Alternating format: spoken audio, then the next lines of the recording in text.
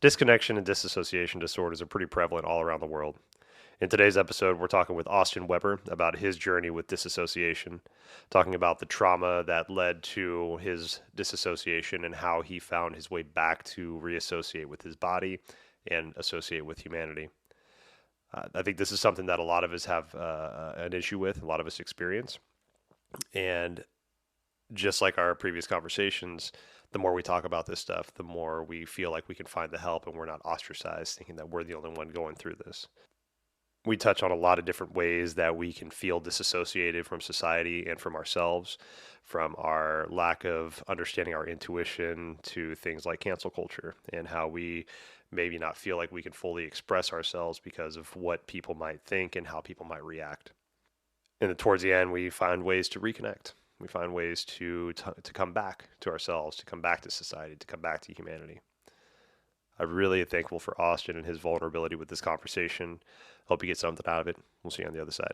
But first, a message from our sponsor. Anamkara is a gorgeous meditation and healing center, offering daily in-person and virtual services to help bring you back to the center of who you truly are. They serve through a collective of practitioners, healers, and teachers, offering daily meditation classes, one-on-one healing sessions, workshops, personal ceremonies, and private events, plus corporate and team training, all with mindfulness at the core. The center itself is located in the heart of downtown Spokane. Every part of it was built, designed, and curated for you to drop into your calm place. They have a large community space for daily meditation classes and workshops, as well as 2 one-on-one healing rooms, a community kitchen to gather for tea, plus a well-stocked apothecary for you to gather all of your self-care and ritual needs. Hannah Talbot, the owner and founder of Anamkara, dreamed of opening this space for years. It is her ultimate manifestation, and she cannot wait to share it with those in the Spokane community, but also through the virtual ethers, wherever you may be. Pop in for a class today. You can follow them on Instagram to book and stay up to date. Check out the website, the full schedule, meet the practitioners, and view all the offerings. Visit them at anamkarahealing.center. Anamkara, may you be nourished and ignited. Our healing journey can be difficult and might feel lonely at times. That's why I love sound baths. When we can get together in a community, we intrinsically support and feel supported by others. And that combined energy can help us go deeper into our own healing journeys. And all you have to do is just lay there for 1 hour and listen to beautiful healing sounds.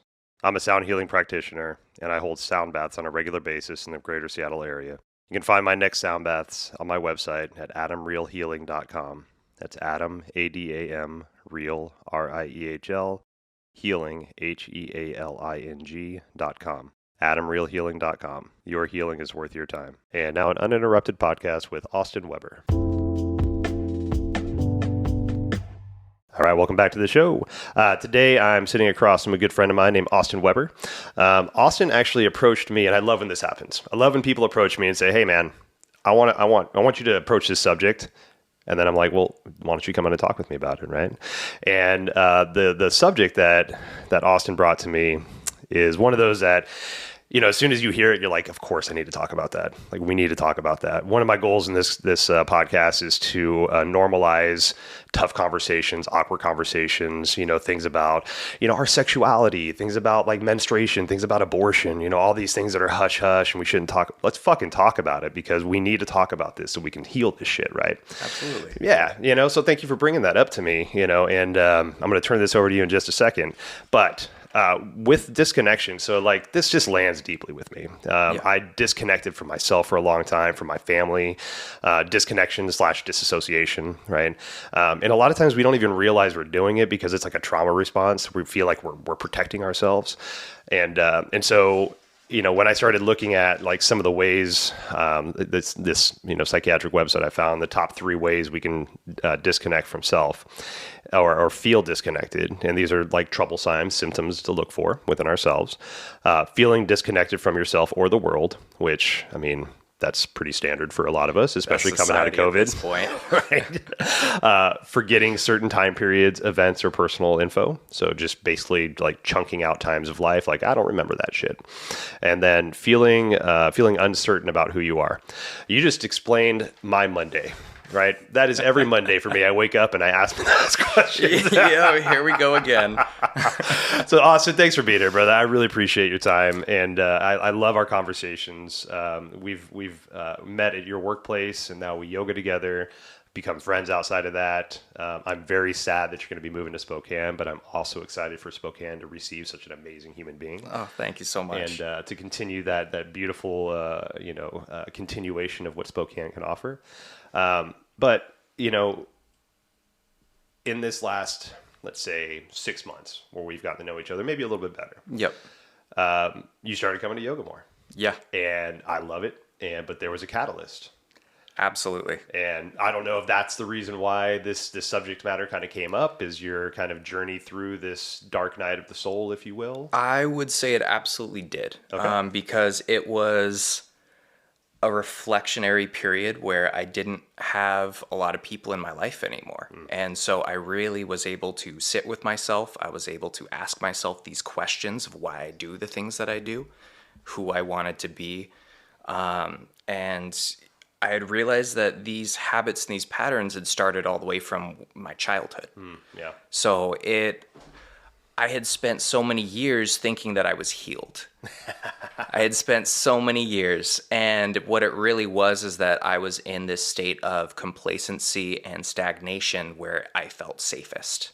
Yeah. And as things started to approach, I realized I went back in my old patterns of disconnecting and dissociating, and seeing what that brought about in my life was very painful. And so I realized that I needed to do a lot more work, specifically with digging back into my childhood and, yeah, kind of retelling my story to myself in a sense. Yeah, and I think that's really important to do, because we get caught in our version of a story.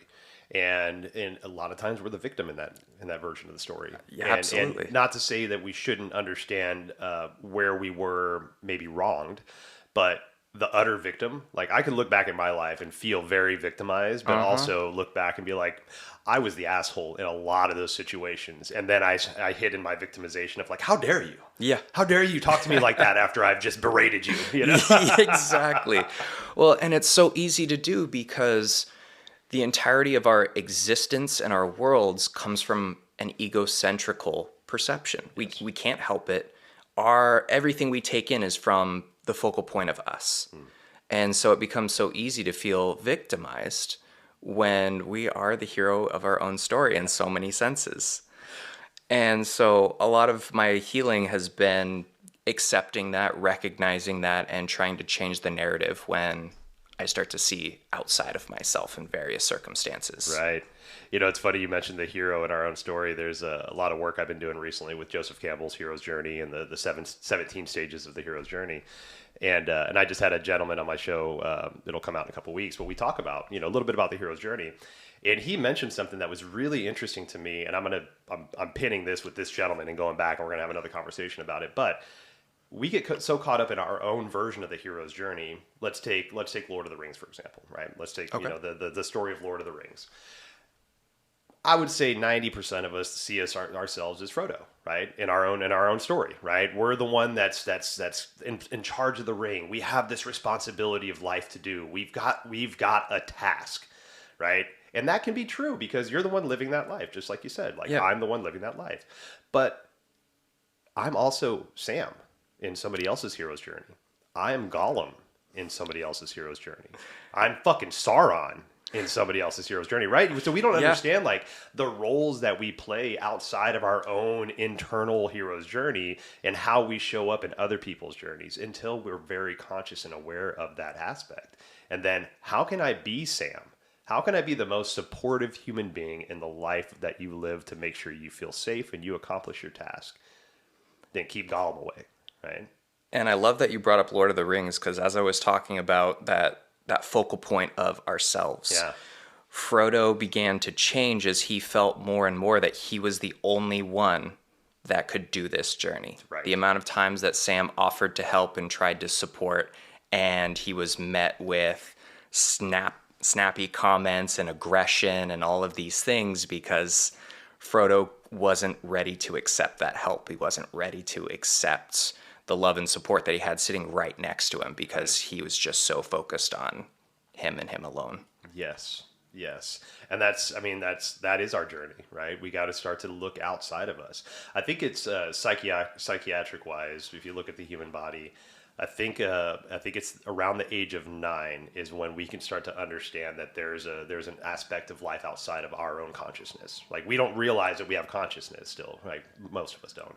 But like as a child, I don't know that my mom is thinking something different than me until about the age of like 7 to 9. And so like there's this long period of time where we feel like everybody's thinking the same way we are and everybody's on the same page. That's why whenever mom doesn't let you have that toy in Target, you throw a fit because it's like in your head you were already playing with that shit at home because mom is the best. Mom bought me a fucking toy, right? Yep. And so we have to have that moment to where we realize like shit, the world is bigger than me. The world is bigger than my own consciousness. I think novels helps us understand that as we get older. The more we start to read, especially novels, the more we put ourselves into positions we don't understand. And I love what George R. R. Martin said, talking about how the person that reads has lived 100 lives.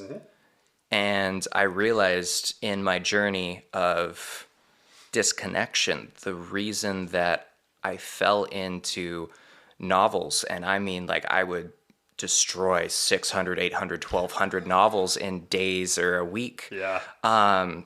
And all of it I'm realizing was I was just trying to find something outside of myself, something that I didn't know about. I was trying to discover parts of me that I wanted to put out into the world. Right. And that's what all this disconnection was. In every facet, whether it was video games, movies, reading, I was really just trying to put myself in different situations and then find something that landed with me that I could use. Yeah. Well, I think we have so many ways to disassociate and disconnect now, but also seemingly stay connected. And I think that's one of the traps we fall into is that, we have things like social media and Zoom and all this fun stuff to where I can talk to somebody in Pakistan. I can talk to somebody in China, right? I can talk to anybody in the world. I can talk to a fucking NASA astronaut in space if I wanted to. That's bonkers, right? And that is a sense of connection. But what I learned about myself about COVID, and I've shared this on the show before, is that I've always considered myself an introvert, like very introverted, and I relate that a lot to the jobs that I've had to be extroverted. I've worked in restaurants. I had to be the guy putting on the show, the party. I was bartending, all this stuff, right? Yeah. So when I got home, it's like I just need to recharge. I need my time. And I leaned into that for a number of years until COVID happened, and I realized how much I thrived and I needed that extrovertedness. And when all that was gone away and all I could do was hang out with Monica, my dog, and my kids, which are beautiful people, don't get me wrong, but it wasn't filling my cup. I felt empty until I would have a conversation with Camo, or I'd have a conversation with you, or I'd have a conversation with Tang. And then I'm like, oh my God, that's right. I'm a social human being. We're social beings. We need to be part of something. We need to be part of a collective, have a goal, have something we're working towards. Yeah, absolutely. And we just needed that. I needed that shake up in my life to understand that again.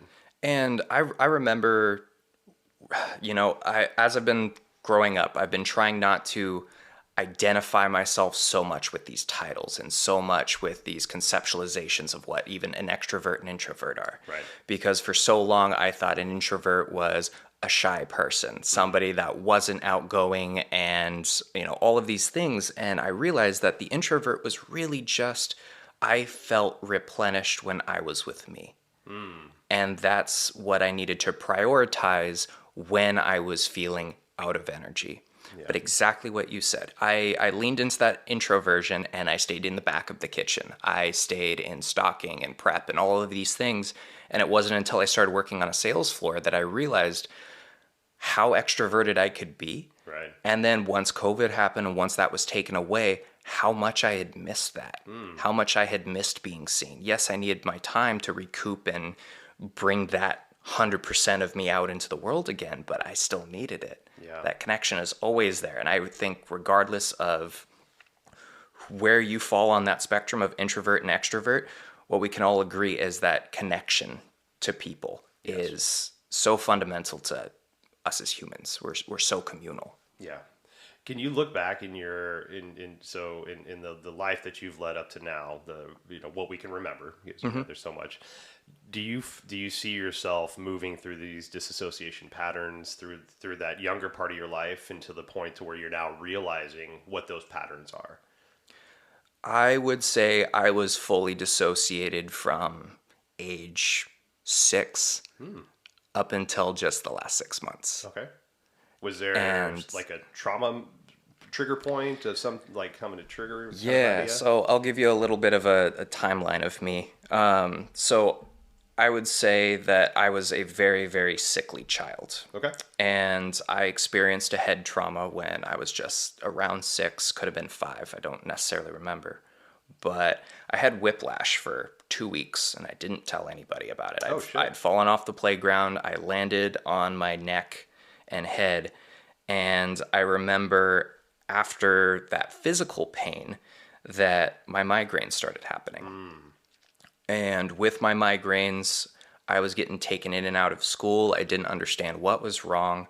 My mom had suffered with migraines, so she kind of gave me the rap on it, what I needed to do. But as a kid, you don't really listen. Right. Right. And through all of that pain, I also developed autoimmune diseases and all of these other things, mood issues, and I was just living in a life full of pain. Yeah.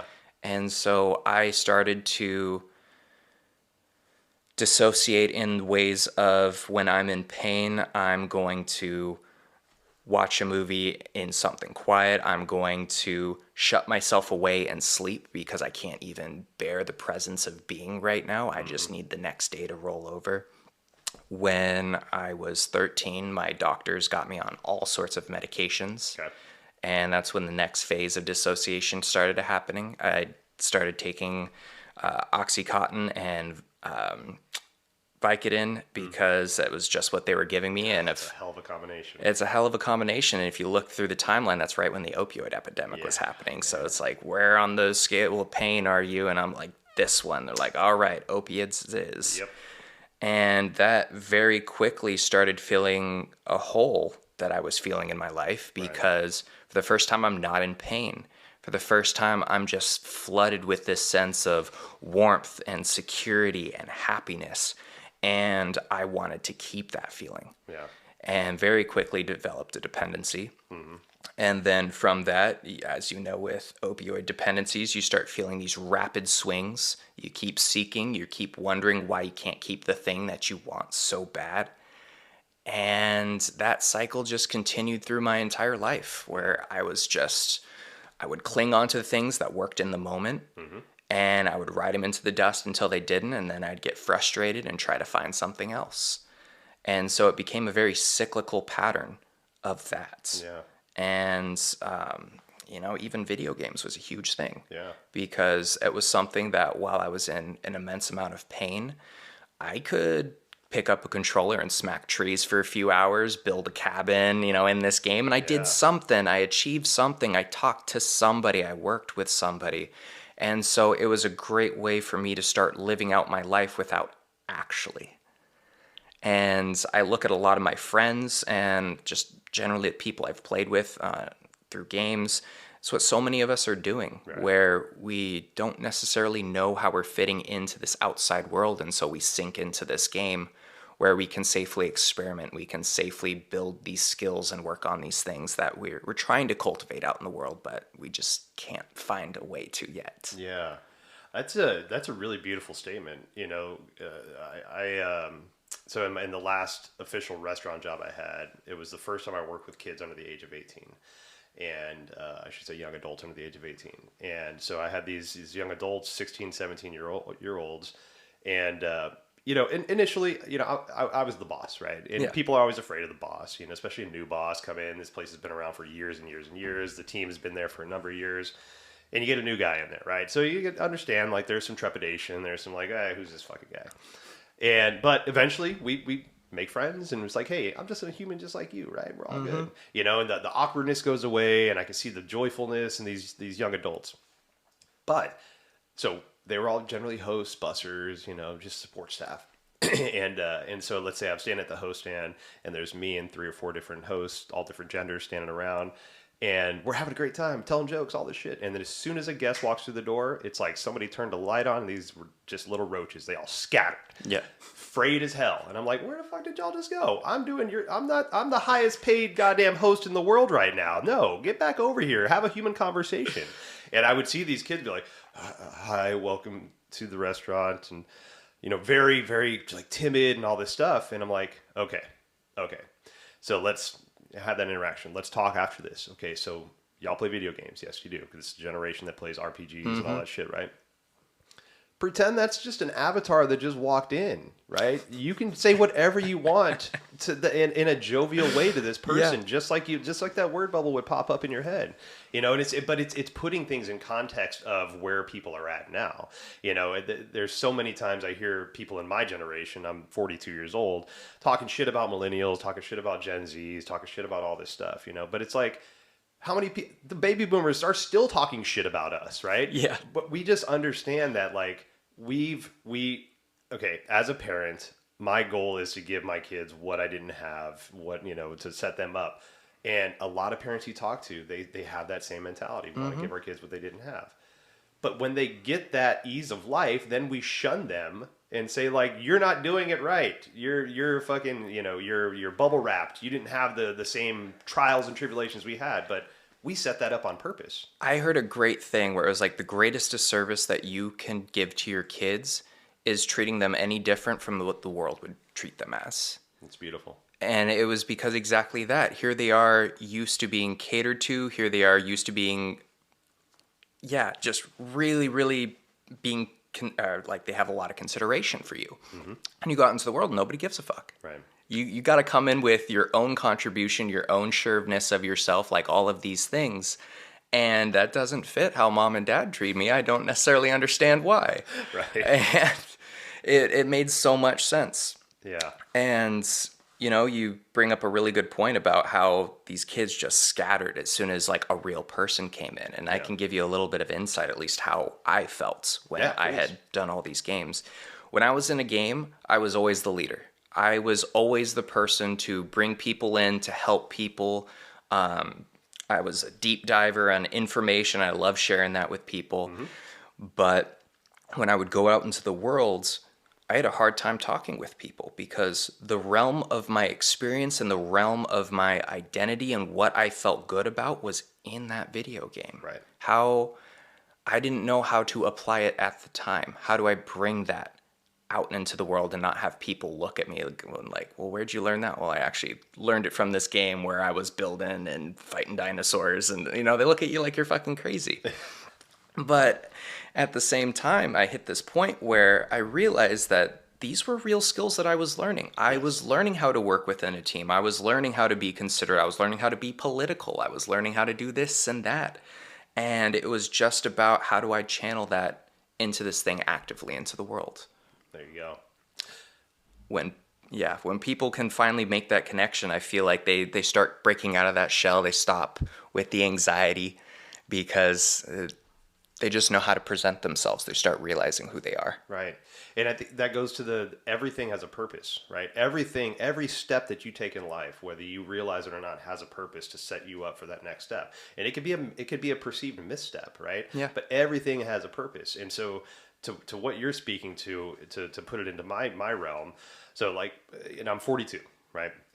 Video games were like RPGs were just getting into a point of where, like it was like James Bond when I was younger, right? Yep. So we weren't really interactive, but exactly, right?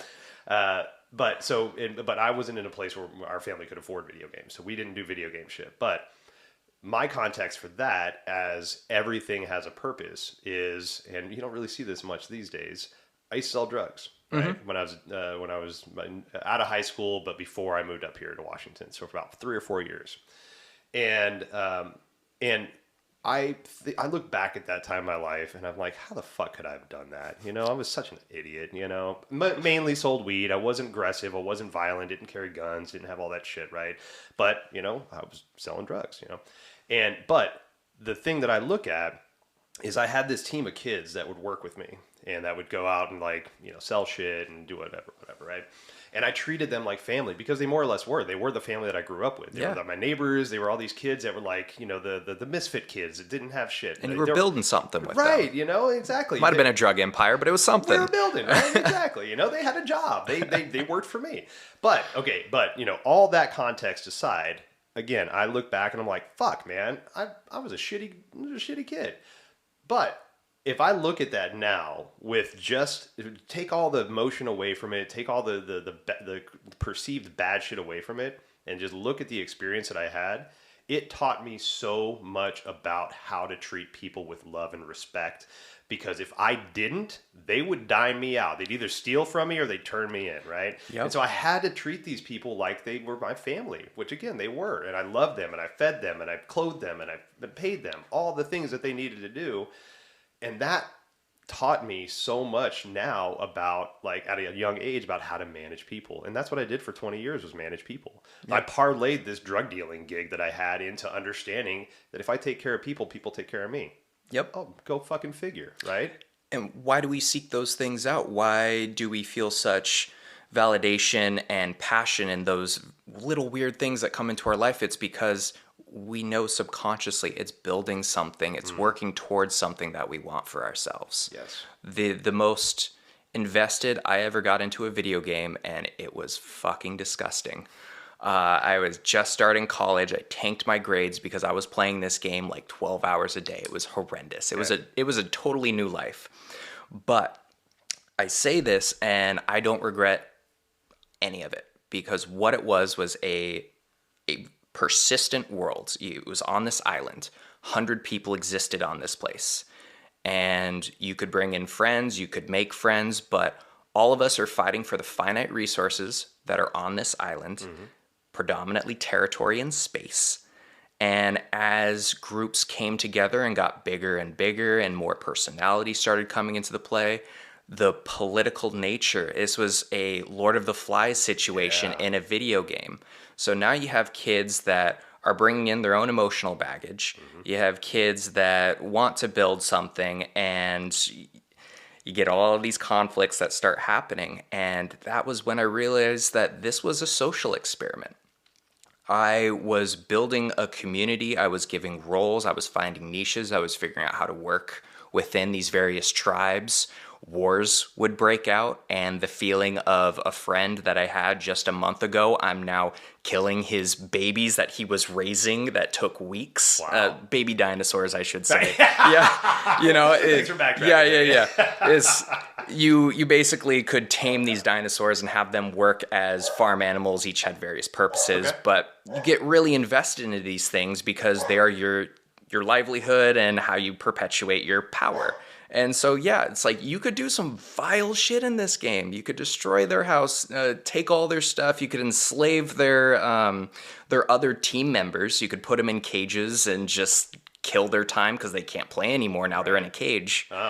And so it was like, that was the first time where I got this experience of like, there are no rules. We are creating our own rules. Yeah. And I took that out into the world. In fact, I even pitched it in a few interviews and landed some jobs just through that. It's like, okay, this kid knows exactly what he learned from this experience and what he wants to bring with him. That's fucking dope, man. So video games have their place. They do, most definitely. But at the same time, when I was deep into this game, I was the most oppressed I ever was because I felt this rise of potential, this rise of knowledge, and yet I was not using it in the real world. 12 hours a day, I was sinking into this game. Right. Anytime I would talk to people, re-meet with my family, like I just felt such a disconnection because I didn't know how they would perceive that experience that I was doing. Yeah. Well, and I think you mentioned something earlier that I want to come back to is the injury that you had, right? Yeah. And so when we have, and I work with clients all the time that have that injuries and that, some kind of body, something happened with the body. And then we stop trusting the body. Yeah. And we blame the body. Like I have a friend that I'm working with that has Lyme disease, and by no means did this person do anything on purpose to contract Lyme disease, bit by a random tick, right? Yep. And now the body doesn't resonate with the mind anymore. And so he's demonized his body. And when you demonize your body, it hears it, it feels it, right? And if it feels that disconnection, then it's never going to relate to you the way it needs to. And so that disconnection with our body is so strong. And then we create those stories around it. And what I'm getting towards is the disconnection of intuition. Yes. Right? Because when we stop listening to our body, not even just stop, but we demonize the body that we're in, then we lose so much information that comes in from your gut biome, from your heart sensors, from your just touch sensories, Yep. like all this shit, because we don't trust it anymore. Yeah, absolutely. And honestly, I'd say that the biggest step towards my reconnection of self was through yoga, Okay. because it was me deciding that I wanted to figure out a better way to use my body. It is the single source connecting us to this physical reality. Right. Otherwise, we're just a brain floating in a tank. All of our perceptions, all of the data points that we're trying to acquire so our brain can use it and capitalize it, that's our body. And when we don't respect that vessel, or that means of transportation, yeah, it changes the message in a sense, because anything that comes through you while you're in intense amount of pain, whatever message or positivity or love that came with that message, it is now contorted and it is now twisted into the lens of pain that you are feeling internally. Yeah. And I remember always feeling alone, never feeling like I could truly connect with somebody, even though they were telling me how much they loved me and how much they cared about me. I couldn't believe it because of what my internal system was changing that message to be. Yeah, yeah, and that's I think that brings up a really good point. We could have let's take our senses. We could have like the perfect senses. I touch everything. I can see perfect, hear, taste, all that shit. But if it's coming through a muddled consciousness, it doesn't matter, right? I could be sitting, like I'm sitting across from you right now, having a beautiful conversation. But if my consciousness was in a state of shock or a state of like fight or flight, then I'm just like looking at you like, please let this be over because I'm scared of you, Austin. Yep. And it's like, where the fuck is that happening, right? And I think there's so much already a disconnect with the desire of an understanding of intuition. We don't really talk about it. We don't lean into it. We have to learn about it on our own. The only thing I really hear about intuition on a regular basis is trust your gut. Yeah, and so much of that, like, people throw up in the woo-woo category. Exactly, yeah. Because we are such a fact analytical driven society. Show me the proof, show me the numbers, all of this shit. And it's like, okay, we can try that, but even it's like, I'm a data science major. Data does not mean squat. Yeah. If you don't first figure out a story and a narrative that you want to use that for, and what is that? That's your intuition. Yeah. What do I feel that this data can be used for? What patterns do I see? Otherwise, it doesn't hold anything. It's just data. That's what our brains are so cool, is because we're able to take this data, wrap it in a conception and an idea, and then act upon it, negatively or positively. There is no, I should say, inherently good or evil in the world. It's neutral. It is what it is. And then we are the agents in which we act on that. Right. Yeah. It's the perception. And there's, I can't remember the gentleman I was listening to not too long ago, but talking about light and dark, and our perceptions of light and dark and good and bad. Back in caveman days, light was good. Like, we could see shit. We could see the saber-toothed tiger over there. What going on over there? There's a saber-toothed tiger over there. It's warm, right? We can feel the heat, all that good stuff. Crops grew. All this shit was great. Darkness happened. Darkness is cold. Darkness is shadowy. Darkness is things can hide. All this shit happens in darkness. So that's evil, right? Yep. But to darkness, a spider, that's where the spider thrives. Spider eats all the things in the darkness. That's when it gets out there, does all the shit. It's all on the lens and the context that you do. And Exactly. you can take that same concept even to another person, throw them in the desert. Now it's the exact opposite. The daylight's going to cook you, and in the dark we can now function. All of the wildlife is going to be out. I can get food, I can move, I can do this. And so it really is dependent on where you are, Right. and what you want to use it for. Right. And balance, right? Yeah. My fiance Monica spent a number of years up in Alaska, and 23 hours of sunlight will drive somebody bonkers after a while, right? Yeah. And same with the nighttime. They go through those spells of nighttime where it's 23 hours of darkness. That's fucking crazy, right? So we need that balance, I'll use meditation and alcoholism for me, right? I was an alcoholic for a long time. Drank. Yep. And then finally stopped that. meditated, right? I switched one addiction for the other. I was still non-present with my family. But I felt like I was doing something for me. Yeah. But it wasn't until like I pried myself off my fucking meditation cushion, had a conversation with Monica, had a conversation with my kids, that I realized like, oh, it's a balance. Yeah. Like I'm not going to always drink. I'm not going to always meditate. Maybe I just won't drink, but I'm not going to always meditate. I'm going to live in a humanistic world, in a householder's life, and be a part of this goddamn family, you know? And, you bring up a really excellent point that landed with me because I switched my drug addiction to video game addiction. And then video game addiction to now a fitness addiction. It's an easy one to do. It's like, yes, there are all of these positives that come with being so physical, but there was also very acute awareness of me that I was getting injured because I was overexerting myself. I was starting to form a negative association with it because of, oh, well, you said that you were going to be here and you didn't, and so now it's negative. I was blowing off friends and not making time for anybody because I was just so dead certain that I needed to do this for me, and if I don't, I'm going to regress and I'm going to slip back into old patterns. Right. And so exactly, I'm trying to learn how to find balance in all of that. Yeah. Because even too much, there's such a thing as too much good. Oh yeah, most definitely. And we go from disassociation of self to absorption of self, right? And again, like, I mean, it's good to maybe even, it's good to swing that pendulum so far that way to realize how important yourself is. Yep. But also find that balance. And we were talking earlier about the idea of self-absorption, and I was saying how it does have a positive connotation in my mind. Right. But at one point, if you go over that balance, you filled your cup. Your cup is now overflowing, pouring onto the table, pouring onto the floor, at serving nobody anymore. And so at some point you realize that you're full, and now you can start pouring into others. Yes. So with your intuition, like starting to come back into it, because I think, with yoga, that was one of those things that triggered my intuition of like, oh shit, there is a voice inside of me. Oh, goddamn, sorry, voice. I've been ignoring you for 30 some odd years. Yep. So with, was that like one of those initial steps to listening to your body again and starting to listen to what's going on inside? Absolutely. And I have been calling that, you sit in your mat and you're taking account of your body. What am I feeling today? What am I doing? Okay, I'm actively working on it. It started building this positive relationship between my mind and body. And I noticed the self-talk started to change.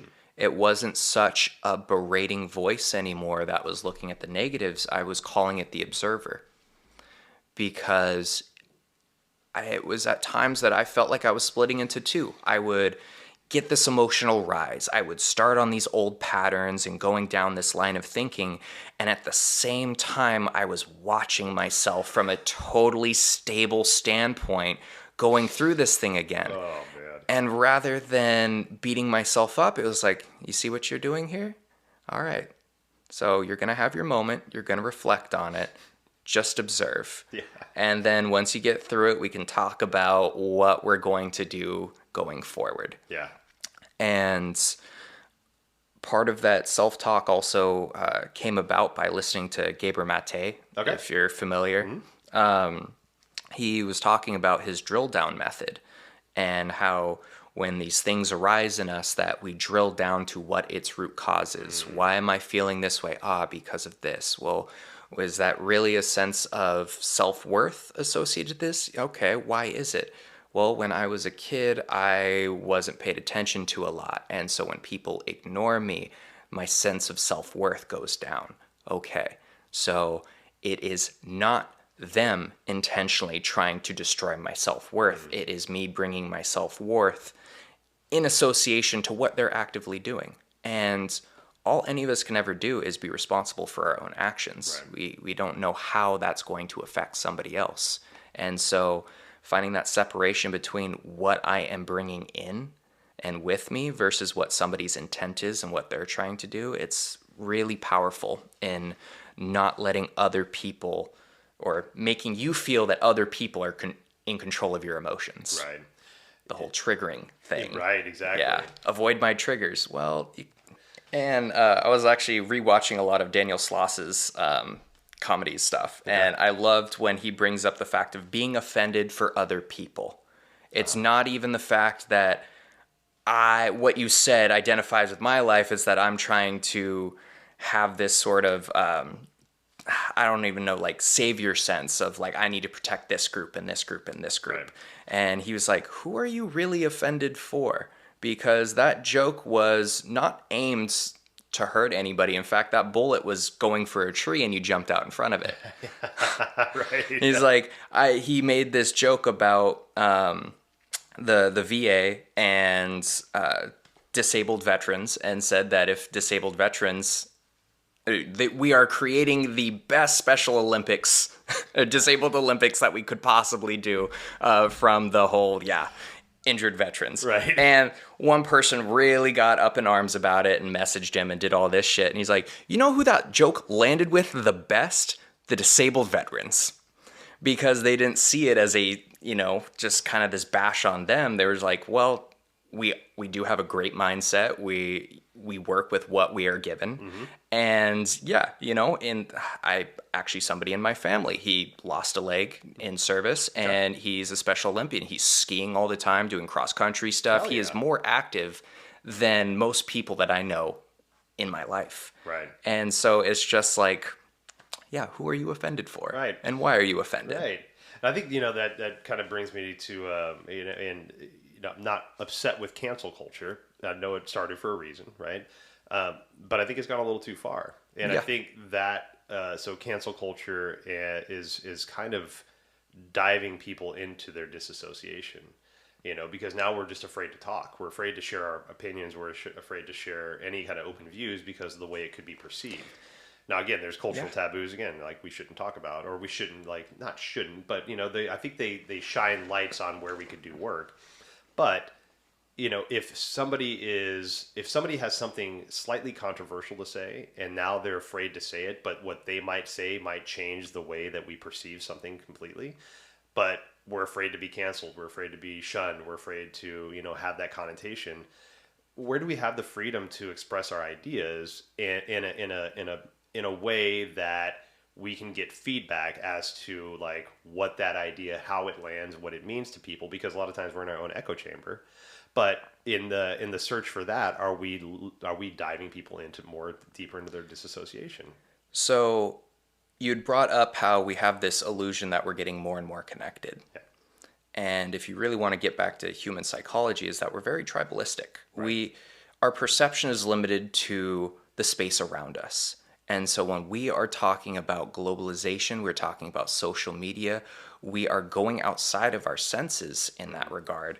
And when we're thinking about putting ourselves out there, it's scary as fuck, because people are going to take you in their own context. What I said in, what was it? It was like what some football player had said right after they won this game. They had just scored the game-winning touchdown. His adrenaline's jacked, and he's going off, and all of this shit. And then the next few days, people are watching this video. They might be sitting at work. They might have just woken up. They may have just had a bad day. And now they are receiving this message out of that context of where his head was, why he was saying it, and they're applying it to their own situation. Now they're upset because they don't identify with that. And so it's amazing how many times messages can just be misinterpreted simply through that. Right. And cancel culture is a huge standpoint on that. You talk about comedians and what they say in their entire skit. They had an hour to build up the joke and, really lay it out and get a feel for it. You kind of fall into their context. And then you snip a 30-second clip of what they said, and now you're offended because that's what the editing was meant to do. Remove the context and just find something offensive. Right. And in fact, you look at how much of social media is just about reactions to videos. How many journalism isn't just stating facts anymore. It comes wrapped up with the commentary to try and manipulate, intentionally or unintentionally, how you feel about that certain subject. Right. Very rarely are we actually taking the time to take in unaltered information, figure out how that lands with us. Yeah. We wonder why we can't figure out what we want or what we like, and why we seek this external validation. We've been conditioned for it. Yeah. Yeah. There's a book written a number of years ago called How History Gets It Wrong. I can't remember the author, but great fucking book. And it talks a lot about how history is all written from somebody else's point of view. Always So the same victor. exact thing you just said, right? It's written through the lens of the person that's writing the story about it. And you could try to be as unbiased as you want, but your opinion is still in there. Yeah. And when you have that, I mean, all of history is written from somebody's opinion. The fucking Bible is written from somebody's opinion, right? All these scriptures and all these things, it's like very rarely was that the verbatim gospel from that actual person, right? It's I saw Jesus do this, or I saw Muhammad do this, or I saw this and I saw that. So it's all this interpretation of it. And when we interpret it, of course it's going to get muddled by our own brain, our own consciousness. So how discerning can we really be from the information that's coming in? You know? Yeah. And it was a really good way to approach that. And to kind of like understand what you're talking about, and that it's a perspective. Yep. It is a perspective. Just like if I read something from, like, let's say Europe's version of World War II, it's going to be a little bit different than our version of World War II because they were actively being bombed the entire fucking time. Like, we were just over here deciding whether or not we should jump in, and all of a sudden Hawaii gets attacked and we're like, yeah, let's go bomb some shit, right? Different perspectives, right? It's going to be contextual on how you read it, from whose perspective it's coming from. So I think that's a lot of, like you're saying, like, I just woke up on a Monday morning a week after this event just happened, and now I'm offended from this thing, this little clip that somebody purposefully edited to make me, have an emotional response. Yeah. And so it really does feed into the idea of disconnection from self, because how can we truly be ourselves, truly be present with ourselves, if we're in constant fear of the world at large criticizing? It's not even just my family and friends and the people I come in contact with. It's anybody that might have read a Facebook message or a tweet now several years removed, or a video of something I said. Hell, something I say on this podcast could be taken out of context and used against me in X number of years. Like, if somebody wants to do that, they could. Right. And that fear, it creates a fear from ourselves. And we put out this projection of who we think will be accepted. And that projection works in two different ways. One, the bad things, people start picking apart this projection of ourselves, and we confirm that, see, this is why I can't bring my authentic self. Even my most perfect, cleaned up version of myself is still getting picked apart. Yeah. And two, even when good things happen to this projection and all the love and acceptance and all that, deep down that isn't you. That is my purest self. If you knew the deepest, darkest things I've done, you would not be saying these things to me. Right. And so it really is a double fold. And until we can find self-love and true connection of self and figure out who that person is and what we want that person to be, we're going to remain disconnected. Yeah. We can't even connect with the people around us, let alone the world at large. Yeah. Do you think, and we, by no means are we experts to answer this question, just your opinion, but, with the more open understanding of being able to find what gender or what way of, like, expressing yourself makes the most sense to you. It's not all biology now, right? Yeah. And I love hearing, like, little 6-year-old kids, recognizing as transgender or outside of what they're born with, right? And even if that child in 10 years doesn't still recognize as what gender they're deciding, they have the option to talk about it now, right? They have the opportunity to understand and explore what that means to them. Yeah. And so in a way, do you think that there was a big disassociation in my generation, and probably prior than that, because we didn't accept, lesbian, bi, all the LGBTQ plus, all that, A man was this and a woman was Exactly. this. Yeah. That's the way it was. And if you didn't do that, then you were ostracized or you were fucking killed sometimes, right? Yep. And now we're in a place where these children are being raised with the option to explore that, to associate with who they might have disassociated with, right? So instead of growing up feeling like a man but being born as a woman, or vice versa, you can now say, you know what, I'm I'm feeling very feminine, Yeah. right? And I'm gonna make that decision at the age of 7 to start wearing dresses. Yeah, I'm a boy, but I'm gonna wear dresses and feel good about that. And so, in a way, do you think that this freedom to explore that sexuality, that gender, might help kids start to find better ways to associate with themselves instead of having to feel like they can't show up as their authentic self? Like I can't be a 7-year-old boy with red hair wearing a dress with a fucking Elsa on it to school. The neutrality behind it, yeah, I think is really really helpful because even just you saying those few examples, I remember as a kid, I got made fun of by my stepdad for using conditioner because only girls use conditioner because only girls should care about their hair. Right. I remember being made fun of for expressing emotion and crying or being, emotional because, oh, well, you're too old for that. You're either being a baby or you're being a girl. Yep. And I remember like sitting with that for a long time, like wondering where my identity lied in that. Yeah. Because these were the things that I was feeling, these were the things I wanted to do, and yet I was being told that it was wrong. So, giving children the true freedom to explore and figure out what they identify with without fear of judgment, just act and play. That's a child's prerogative. Right. Figure it out. And in fact, I think it's why so often as we're going through our healing journey, we try to reconnect with our youngest self because that was the self that wasn't too concerned with what anybody else thought. It was only until it was impressed upon us and ground into us that we finally started to change. Yeah.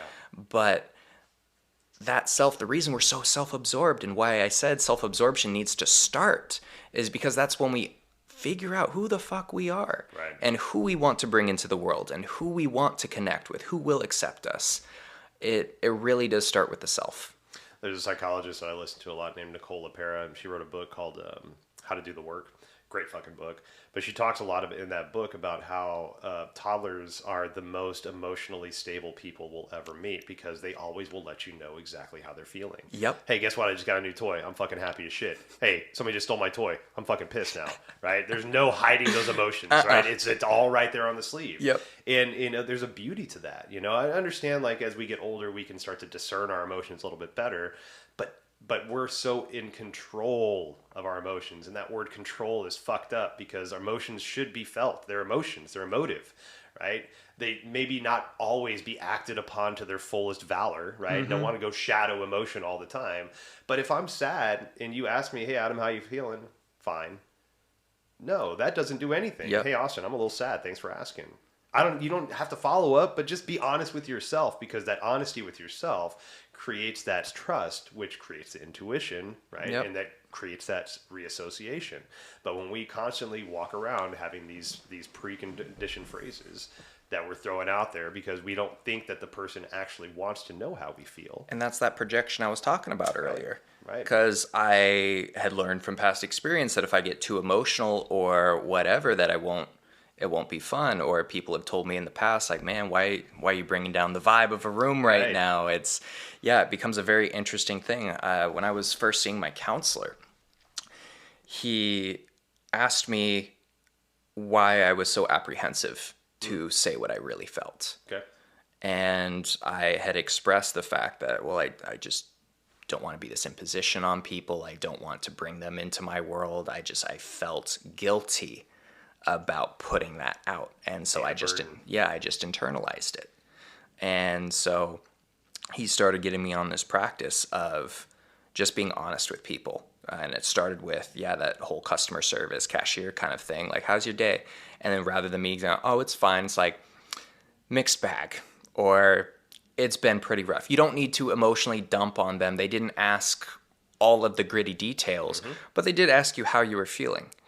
And you give them a response, and they have two options. They can either brush it off or accept it, or they can ask you questions. And some of the deepest connections I've created in my life have been from those tiny little moments of letting that little bit of authenticity come through and having somebody have the intrigue to be like, I want to know more. And then you create these connections. Yes. I have a friend of mine that works in restaurants, still works in restaurants, been there for a number of years. And it's funny because on the other podcast that I do, Zen and Not Zen, we have this conversation about about cordiality, right? Basically, like, how are you? And his thing was like, don't give me the honest answer. It's a generic question. And my response to him was, find another way to ask. Hi, welcome to whatever restaurant you're at. My name's Robin. What can I get you? It's not like, hey, how's it going? My name's Robin. What can I get you? And they get pissed because they answer how they're doing. Yeah. No, Yeah. rephrase your question so that you don't ask them and get an answer that you've asked for, but aren't ready to receive, right? Yep. And I think that's a lot with people right now. Like, they're just genericized responses. Hey, how's it going? Fine, right? It's just like a normal greeting. So when somebody says, well, it's kind of a shitty day, X, Y, Z just happened, blah, blah, blah. And that person's like, oh, we're actually doing this, huh? And there's this awkwardness. But now that I work in yoga studios and in the more healing kind of communities, 9 times out of 10, I'm going to get a direct answer when I ask that question. Yep. So I make time. Like, Yep. I make sure that I'm going to give that person the full time and response because I genuinely want that answer. I'm not just asking it because as a controlled response. I'm like, hey, Austin, how are you doing? Let's sit down and talk about it. 100%, man. And it's part of the reason that I always gravitated towards you, because I felt that. Because when we first started meeting, there were several days where I was fucking not all right. Yeah. And just having somebody ask that, it has a really big impact, especially with how it delivers, because that's felt. Yeah. And I started doing that on the floor, where I started asking people, hey, welcome in. How are you doing today? And I would just stop there before we even get into like the what do you need and blah, blah, blah. I just wanted to gauge upon that reaction. Some gave me that, classic, like, I'm doing all right and blah, blah, blah. I knew that there was something on, but I wasn't going to poke it. And then you had some people dump their purse. And I loved those moments because the amount of times that they would apologize and I was like, no, I asked and I am here for it. Or my favorite response is, do you want an honest answer? Right. Abso-fucking-lutely I do. Yes. I would love the honest answer. Yes. That's what I'm looking for. Hell yeah, man. And I was only able to do that once I started accepting myself, loving myself, connecting with myself, because I started seeing my own pain in other people. Mm-hmm. If you don't reconcile that with yourself, how can you possibly connect with anybody else? How can you possibly feel anything in them if you don't feel it within you first? Yes. That's, I think, one of the biggest messages that people need to understand is how much we need to connect with ourselves and love ourselves before we can love others. And we might think that we can love others without fully loving ourselves, but there's a trust aspect that falls short, and somebody put this to me in a very basic way and thinking about like just working out, right? Let's say today, all day long, I actually do plan on going to yoga today. And at 4 o'clock, I'm going to go to yoga. But let's say 3 o'clock rolls around and I'm like, I got some work to do. I got this shit. And I talk myself out of it, right? I could justify it. Yeah, I got all this work done. But all day long, I've been promising myself we're going to yoga. And then last minute, I lied to myself. Yep.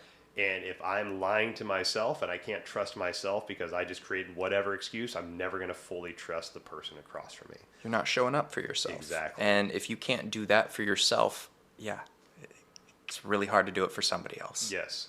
So why don't we talk about reconnection? Yes. Right? So those ways to reconnect to the self. We talked about yoga or body movement practices, and then, I'm a yogi. I love yoga. So if you ask me what to do, I'm going to tell you yoga type shit, right? Monks tell you to monk type stuff, right? I'm going to tell you the yoga shit, right? But it's like CrossFit.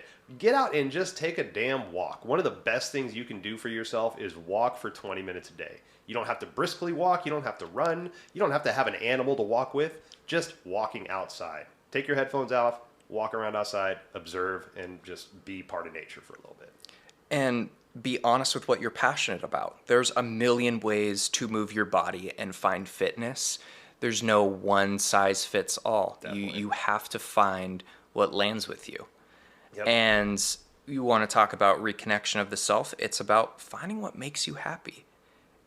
And it sounds simple, and yet at the same time, it is so fucking hard. Mm-hmm. One of the hardest things I've found was my happiness. Yeah, but that's how we start with reconnection, is you just ask yourself that simple question: what makes me happy? Yeah. And then you start running through the Rolodex of all the things until you find those things that stick. Everything else will fall away, and that's okay. It's not time wasted, which is what people are afraid of. It is data learned. It's the 10,000th attempt to success. Yeah. That's the way I heard it. And Yep. I just love that. Because we never know how things are going to land with us until we try it, right? Whether it's a body movement practice, whether it's an idea, and you can even look at, and I used to have this conversation with restaurant staff a lot because, in my career, I went into places that were very established and, I'm the new guy, right? But I have all these different systems and I don't go in and just change shit. We learn about it and then we make adjustments. But there is that we've already tried it. Right? We've done that before. It didn't work. Yep. Well, okay. So let's say for me, right? For me right now, I'm a 42-year-old man. Let's say 32, right? 10 years ago, I weighed 250 pounds, right? Right now I'm 165, right? And that was before I started my yoga journey. And I would not have wanted to try yoga, would not have attempted it, would not have felt good about it, right? Not even going to fucking be part of my journey. Years later, that's all I do, right? But I had to get to a point to where that information made sense to me, right? So that whole idea of like, oh, we tried it already, that doesn't work. No. You're a different person. You have different understandings of your own personal body and your goals, right? You have a different mentality. You have a different support system around you. Yep. You can do fucking anything, right? Don't just, try that before it didn't work. No. You want to be a fucking warlock? Try that shit again, right? Go fucking get some magic books, grow your hair long, get a beard, and do a fucking warlock shit, right? Try it out, right? We have different understandings of where we're at. And so, like, I just really get, not frustrated, but it's one of those points of me of like, okay, let's talk deeper about this because you're drawn to it for a reason. Yeah, exactly. And there's a reason that you started it, and so often does it come down to that whole self-talk of you killed you killed the dream before it ever could come to fruition. Right. You started finding all the things that were wrong with it, the pain associated with it, the fact that, I had work today, and you find yourself out of the practice, and now you're angry because you've disappointed yourself. And what's the best way to not disappoint yourself? Stop making promises. And we live in this life of low-bearing fruit floating through the river. I think Vince Vaughn said it in Dodgeball. He's like, you just always keep your expectations bare minimum and you're never disappointed. And it's like, you can run through that life, but at the same time, you're going to wonder why even that at some point feels so lacking. Right.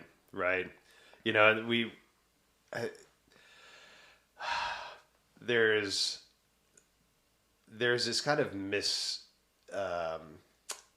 misunderstanding of the importance of how much you have to offer, right? You as the individual, you definitely, Austin, but us as the individual, right?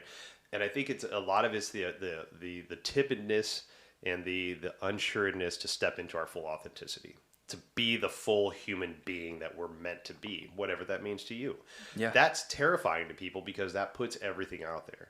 That's your actualization moment. That's putting together all the weird shit that you love in life, the data analysis, the yoga, the video games, all the shit that seemingly to everybody else doesn't make any sense at all. But weirdly enough, it comes together and makes this beautiful thing that Austin can give to the world, right? And that's our contribution to humanity. And it's so terrifying to people to understand that their uniqueness has a very, very beautiful place.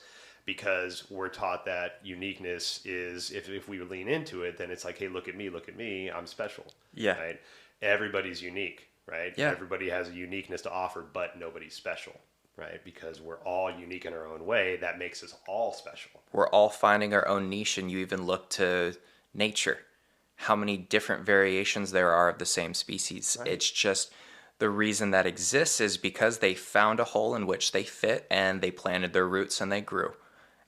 And so, you can argue all day about the philosophy of, well, if everybody's unique, nobody is. Mm-hmm. But only you came in, your genetic sequence is not going to be, it hasn't been replicated before, it's not going to be replicated after. Your own unique experience of coming into this life, this time period, even within your house, each time you pass through it is slightly different. Mm-hmm. And so we create these, unique lenses and experiences, and we can give that to the world, and that's our contribution. We got to figure out how we can not demonize people's uniqueness, learn to accept it, and figure out their niche in our world. Yeah. One of my favorite ways to do what you've just described is working with allure groups. So right now it's like, like a men's group or a women's group or a group that is, specified towards the understanding of a certain gender of some sort, right? I use men's groups because that's what I'm a part of. And what I do love about men's groups is that it gives us an opportunity to talk about a lot of the stereotypes that are put on to men or people recognizing as men. And it gives us an opportunity to like dismiss a lot of that shit because we see that we're all in a very similar boat because we've disassociated with life because I'm not an aggressive male. I don't have like this this suaveness to myself. Yep. I don't have this like that ambition. I don't have this like iron fist. All this shit that whatever stereotypical males want to do. And even if I have to step towards that, it makes me feel really just wrong and icky, right? Yeah. But being able to talk about that feeling that I have to another group of men that are also going through it in their own way helps me associate and just get back into the understanding that it's not just me. It's not just me that's going through this shit. Like, we're doing this together. With all of this uniqueness, all of the variability, all the spectrums, the fact that we even talk about normal and an average blows my fucking mind. Because it's like that person doesn't exist. You're taking bits and pieces from everybody on the spectrum that you idealize and you're bringing it into one person that couldn't possibly spread their tendrils to all of those. The reason we exist in so many different ways is because we're supposed to come together and create that perfect thing together. It isn't one person to be idealized. I love that. There's one of the ideas of spirit, God, whatever you want to call it, is that we're all incarnations of that divine energy that God can't be. So he created all of these different avatars to experience life so that life can be experienced and he can understand all the different aspects of it, from being the aggressor to being the person that was aggressed to being the friend to being the enemy, all the roles that we all play, from whatever archetype or whatever kind of demonic thing you want to think of. Like, we're all playing those roles to help teach, right? And to help understand, so like there is a purpose for what you're doing, right? There is a purpose for it. And I think that's one of those things to get into, is like that you do have a purpose. You have a reason, right? And it's whether you recognize it or not, that's great, right? You have, in my opinion, you have many incarnations to figure that shit out, right? But the more we start to believe in ourself, and that can be what it is, the self, right? The capital S self, that we are here being the part of this world. Be the best self you can be. Like, be your true self, because like there's uniqueness that you can offer that nobody else can. And you were talking a little bit earlier, it wasn't the exact word that you said, but agency of yourself. And when you finally have that actualization of what you want to bring and what you want to do, exactly that. It can be very scary, but at the same time, the only person standing in your way is you. Really? Yes. Yes. And the fear that keeps you from really exploring that next chapter is this really kind of disjointed comfort that we found in something that doesn't serve us. It's something that if somebody else looked at whatever comfortable blanket I wrapped myself in, they'd look at that and be like, dude, that's full of spikes. There's razor blades and glass in that blanket. Why are you there? And I'm like, no, it's cozy. It's good. I'm fucking warm. Not realizing that there's like the most comfortable blanket made out of marshmallows next to me, but I'm stuck in my razor blanket because that's just what I'm comfortable with. So it is really, it's understanding what patterns we fall on ourselves into, and being okay with trying something different, being uncomfortable. But you really don't know the beauty that holds outside of you until you explore it, and that's where humanity comes from. Like we talked about earlier, that's being part of humanity. Yeah, and that's why I love connecting with people the way that I have and seeing the world through their eyes, because the first kernel of this ideology came from this reading that I did in English, and it was called Seeing by Annie Dillard. And it was talking about the various lenses that we look through the world. Why, when I was a kid, I would see this penny on the ground and I would just get so excited. And yet, as an adult, we walk right past it. We'll step on it. We don't really give a shit. Yeah. Why she did this beautiful representation of you're walking to work, you have all these things on your mind, and there's a pond off to the side. You don't give two shits about that pond. It's not where your mind is. You have this intent, you're going to be blowing right past it. And yet, if that same situation were to occur and you see a full grown man crouched over this pond, really intently looking at it and studying it, your immediate thought is, what is he seeing there that I am not seeing? And so you go up and you talk to him and you ask him, and it turns out he's an ecologist. So he starts talking to you about the way that this pond formed, the reason why it's special, all the diversity that's in this thing, and all the depth and all the creativity that comes through that. And your idea changes every time you see a pond. You're now equipped with that. You think about that one ecologist that you met. And I've felt that way through yoga and understanding really the depth that was there. I've same with my marine biologist friend and respecting the fish and the ocean and all of that. Oddly enough, even hunters. There's a lot of people, especially, you know, if we want to talk about veganism, about the abhorrent nature of hunting. And yet they are more connected with nature and animals than most other people that I know, simply because they put themselves in that world. They appreciate the world. They see themselves as part of it.